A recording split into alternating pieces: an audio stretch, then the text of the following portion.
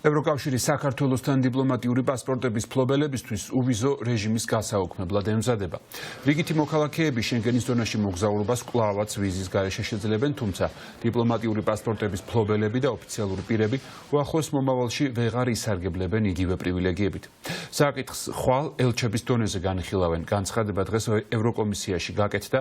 თათია წოწონავა მოგუყვება, როდიდან შეუჩერდებათ არალეგიტიმური ხელისუფლების წარმომადგენლებს შენგენის ზონასთან უვიზო მიმოსვლა.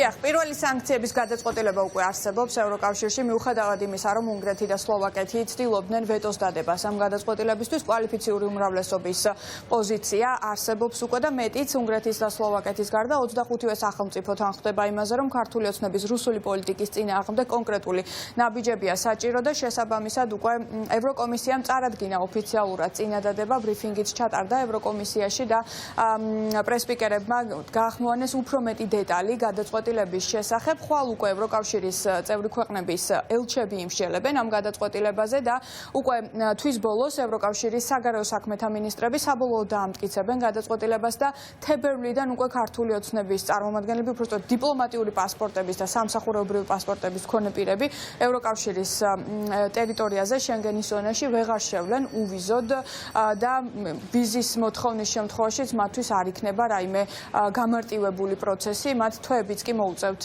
რიგში დგომა. Adopted a proposal for a council decision. მივიღეთ წინადადება საბჭოს გადაწყვეტილების შესახებ ქართველი დიპლომატებისთვის უვიზო რეჟიმის შეჩერებისა და ქართველი დიპლომატებისა და ოფიციალური პირებისთვის სავიზო რეჟიმის გამარტივების შეჩერების თაობაზე. ახლა საბჭომ უნდა განიხილოს ეს წინადადება და გადაწყვიტოს ნაწილობრივ შეაჩეროს თუ არა ვიზების გამარტივების შეთანხმება და წევრმა ქვეყნებმა მიიღონ საჭირო შიდა ზომები. როგორც კი ეს ძალაში იქნება, ქართველი დიპლომატები ვეღარ შეძლებენ ევროკავშირში უვიზო მიმოსვლას და ქართველ დიპლომატებსა და თანამდებობის პირებზე ვიზების გაცემის გამარტივება, როგორიცაა შემცირებული სავიზო მოსაკრებელი და განაცხადის განხილვის მოკლე დრო აღარ გავრცელდება. ეს არ ეხება რიგით მოქალაქეებს. განვიხილეთ ასევე საქართველოს ხელისუფლების დემოკრატიული უკუსვლა და ჩვენ ვაკვირდებით სიტუაციას. იყო სანქციების შემოთავაზებაც და ჩვენ ფინანსური დახმარება შევაჩერეთ. ჩვენ ველით, რომ არსებული კრიზისი ისე გადაწყდება, როგორც ამას მოითხოვს ქართველი ხალხის დემოკრატიული ნება და ჩვენ ასევე მტკიცედ ვუჭერთ მხარს საქართველოს ევროპულ ინტეგრაციას.